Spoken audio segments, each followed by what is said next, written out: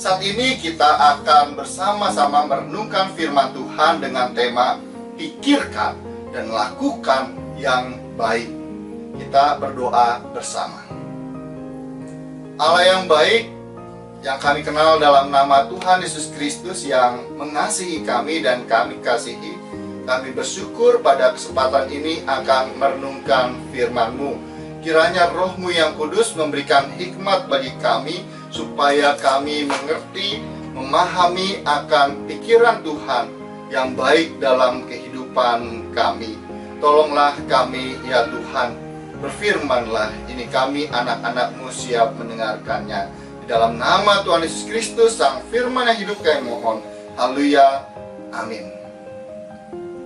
Bapak Ibu Saudara-saudari kasih Tuhan, apa yang ada dalam pikiran kita ketika kita melihat benda yang ada di ujung jari tangan kanan saya ini? Apa yang ada dalam pikiran kita ketika kita melihat benda ini?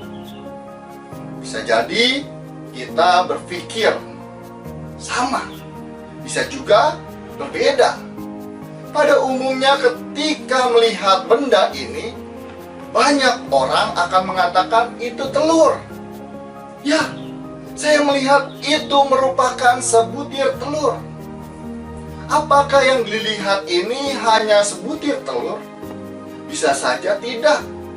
Bisa jadi ada dari antara kita yang berpikir berbeda. Kita bisa memikirkan sesuatu yang lain. Contohnya, itu adalah benda bercangkang yang di dalamnya mengandung zat hidup bakal anak ayam.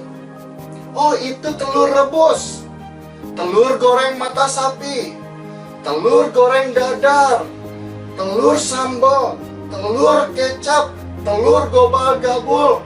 Oh, itu makanan khas yang saya lihat di perayaan Imlek beberapa waktu yang lalu.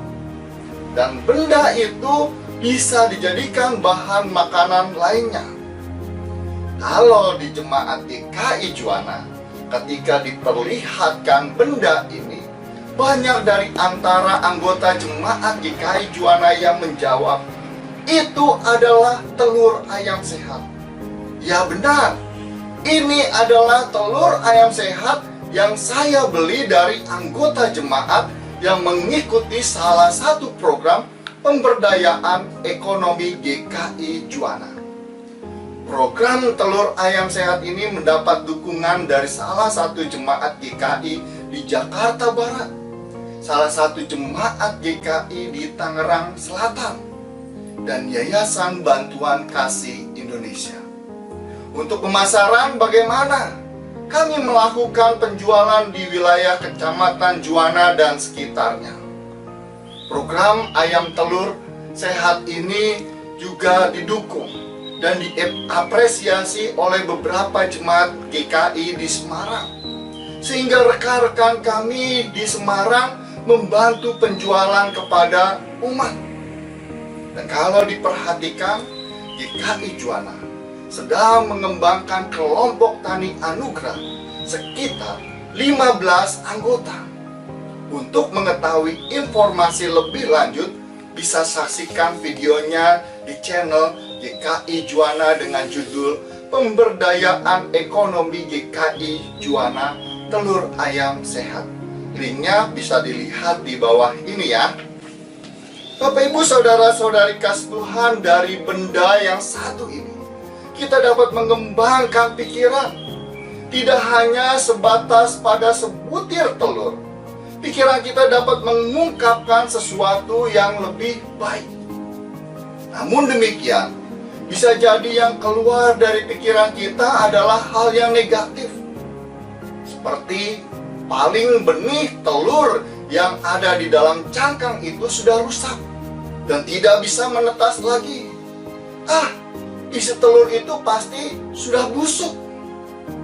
Demikian juga dengan kehidupan yang kita alami di dunia ini. Kita dapat memikirkan yang baik di masa kini dan juga di masa yang akan datang. Namun demikian, pikiran kita juga bisa dikuasai oleh hal-hal yang tidak baik. Lalu, mana yang kita pilih? yang baik atau yang tidak baik. Sesungguhnya pikiran kita dapat menentukan setiap tindakan yang kita lakukan. Bila yang ada dalam pikiran kita adalah hal-hal yang baik, maka sesungguhnya yang baik akan terjadi bagi kita. Kita belajar dari Rasul Paulus melalui suratnya di Filipi 4 ayat 8 sampai 9. Jadi, akhirnya saudara-saudara, semua yang benar, semua yang mulia, semua yang adil, semua yang suci, semua yang manis, semua yang sedap didengar, semua yang disebut kebajikan dan patut dipuji, pikirkanlah semuanya itu. Dan apa yang telah kamu pelajari, dan apa yang telah kamu terima, dan apa yang telah kamu dengar, dan apa yang telah kamu lihat padaku, lakukanlah itu. Maka Allah sumber damai sejahtera akan menyertai kamu. Nasihat yang disampaikan oleh Rasul Paulus menjadi sangat penting bagi kita. Paulus mengingatkan kita untuk mendasari pikiran dengan semua hal yang baik. Ketika Paulus menuliskan surat itu, dia sebenarnya sedang dalam keadaan yang sulit. Paulus sedang berada dalam penjara saat itu. Sesungguhnya ia punya alasan untuk mengeluh. Ia merasa kecewa, bahkan menyalahkan Tuhan. Namun demikian Paulus tidak membiarkan pikiran negatif menguasai dirinya.